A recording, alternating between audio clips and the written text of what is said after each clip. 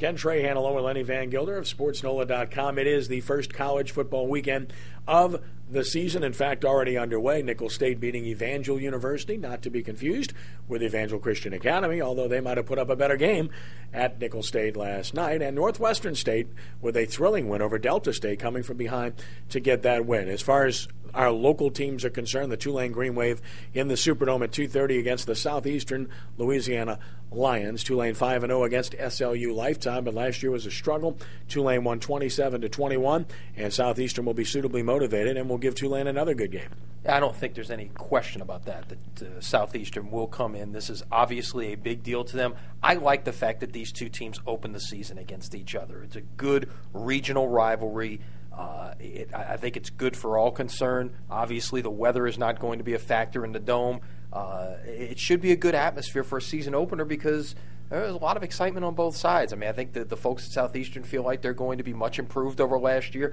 Obviously, the Tulane folks are hopeful of a bowl trip this year in Bob Toledo's fifth year. So it should be a lot of fun tomorrow afternoon. Yeah, Southeastern season went south after that loss to Tulane a year ago. They really felt they would be better. Simi Yarbrough, a local youngster, has been a terrific player for them. Of course, quarterback position, that's a position of change for Southeastern this year. As for the Tulane Green Wave, Orleans Darkwa has been banged up with a ligament problem in his big toe and will not start. Albert Williams will. Darkwa may play, but Lenny, this is a position of strength thanks to two very talented freshmen in Robert Kelly of O'Perry Walker and Dante Butler of Brother Martin. Well, those are two guys that if Tulane receives the kickoff, Bob Toledo mentioned at the quarterback club on Monday, it's going to likely be Kelly and Butler who are going to be deep for the opening kickoff. So one of those guys might be the first to touch the ball for Tulane this year. It's very similar to what Tulane faced last year at the running back spot. Obviously, the freshman depth added, but you had Williams starting, and you had Darkwa coming in off the bench, and Darkwa scored 3 touchdowns in his first college game against Southeastern a year ago.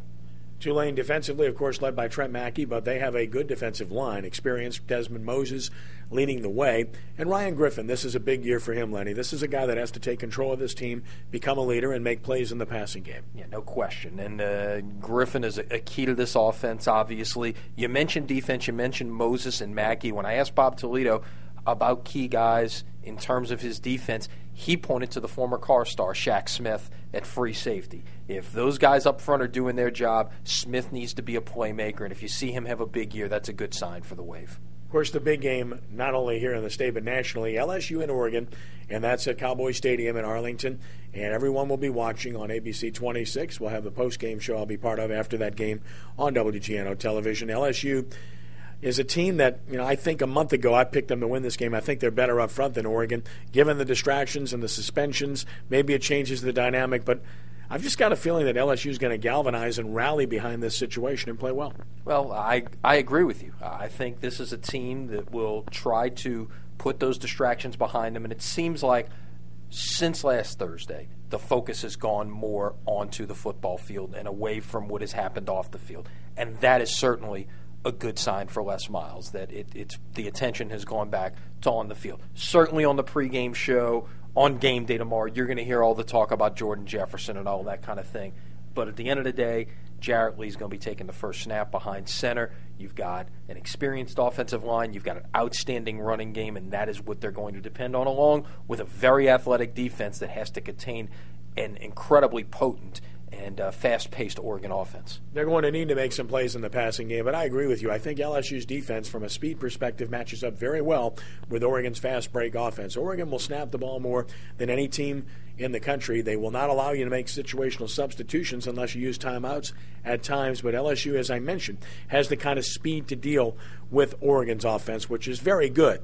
I think the biggest thing about Oregon is they're not as big or as good up front on defense as they were a year ago, and I think that's where LSU may have the advantage. Well, certainly will be a key. I mentioned in my blog on Friday at SportsNola.com that I think it will ultimately come down, though, to LSU's defense being able to contain Oregon's offense. And you saw what Auburn's defense did a year ago. Now, certainly Nick Fairley was a big part of that. And does LSU have that type of playmaker in the front seven? We don't know. Anthony Johnson could end up being that guy, but this is his first college game. He may start the game for LSU, but it's going to be the guys in the secondary where LSU is clearly their best. It's going to be Baker leading that linebacking core. and those types of players and their speed at end, that's where the key is going to be. LSU concerns, linebacker, pretty new look, period. And, of course, at wide receiver, where it looks like 2 true freshmen are going to play significantly in Odell Beckham Jr. out of Newman and Jarvis Landry out of Lutcher. Bottom line, this is a game that won't lose you the national championship, but could put you behind the 8 ball, as it were. So it's a gigantic game for LSU on the national level, if not the conference level. Well, no question. And but here's the thing to remember: this is still number 3 against number 4. Unless somebody gets blown out of this game, even if you lose the game, how far are you realistically dropping in the polls? Maybe 8 or 9.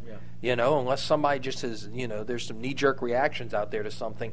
I don't see, unless it's a blowout situation. I don't see it that way. In fact, I mentioned this morning in my blog, this might be a game that I would not be surprised to see go overtime. It's that close of a battle between these two teams. Well, we look forward to seeing it from Cowboy Stadium, and we look forward to a big college football weekend. Follow it all here at SportsNola.com. For Lenny Vangilder, I'm Ken Trahan. Enjoy the football weekend.